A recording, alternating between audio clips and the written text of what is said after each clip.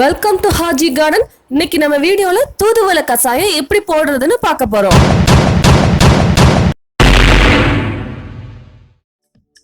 தூதுவளை நமக்கு சளி, இருமல், காய்ச்சல் இந்த மாதிரி நோயெல்லாம் வரவிடாம பாதுகாக்கும். இந்த செடியை குழந்தைங்க இருக்கிறவங்க வீட்டுல கண்டிப்பா இந்த செடி வளர்க்கணும். இது இயற்கை கொடுத்த ஒரு வரப்பிரசாதம்னு சொல்லலாம். இந்த கஷாயத்தை த்ரோட் இன்ஃபெக்ஷனோ இல்ல ஃபீவரோ வந்து ஸ்டார்டிங் ஸ்டேஜ்லயே நம்ம எடுத்துக்கிட்டோம்னா நல்ல எஃபெக்டிவா இருக்கும். இப்ப இந்த இலைய வச்சு கஷாயம் போடுறதுக்கு நம்ம ஓமவல்லி இலையும் அதோட சேர்த்து பறிச்சுக்கலாம். இப்போ இந்த இலைய லைட்டா வாஷ் பண்ணிக்கலாம். சின்ன சின்ன பூச்சியெல்லாம் இருக்க சான்ஸ் இருக்கு, அதனால ஒரு தடவை மட்டும் நம்ம அலசிக்கலாம் தண்ணியில.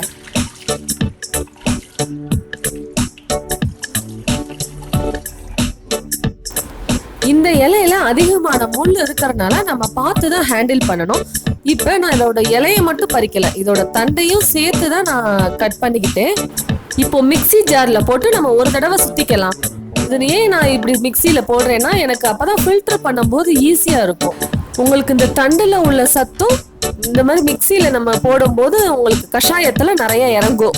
இப்போ ஓமவல்லியும் தூதுவளையும் நம்ம கிரைண்ட் பண்ணியாச்சு. நமக்கு நல்லா நைஸா அரைக்கணும்னு தேவையில்லை, லைட்டா கொரகொரன்னு அரைச்சா கூட போதும். இதோட மிளகும் சீரகம் சேர்த்துக்கலாம். ரெண்டுமே உங்க தேவைக்கேற்ப நீங்க சேர்த்துக்கோங்க. இதையும் மிக்சியில நீங்க பவுடர் பண்ணி போட்டுக்கோங்க.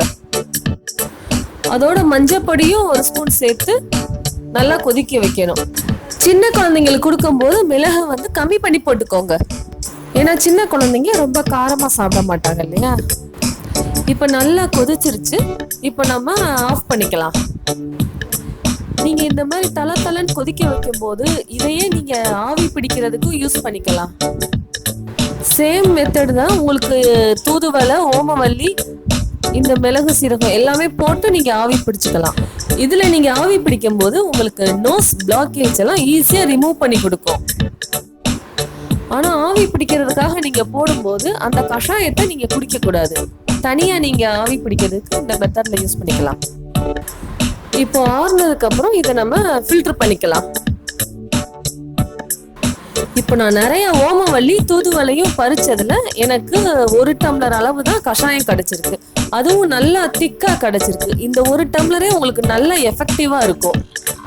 அவ்வளோதாங்க, இந்த கஷாயத்தை இப்போ நம்ம ப்ரிப்பேர் பண்ணியாச்சு. இது ரொம்ப ஈஸியாகவும் செஞ்சிடலாம். இப்போ நம்ம வீட்டில் காய்கறி செடி மட்டும் இல்லை, மூலிகை செடியும் வைக்கிறனால எவ்வளோ யூஸ்ஃபுல்லாக இருக்கு. அதனால கண்டிப்பா காய்கறி செடியோட மூலிகை செடியும் உங்க வீட்டுல நீங்க வளர்த்துக்கோங்க. வாழ்த்துக்கள். இயற்கையான முறையில் வளர்ந்த காய்கறிகளை பற்றிய தகவல் அறிய எங்களோட சேனலை சப்ஸ்கிரைப் பண்ணி பாருங்க. பாய்.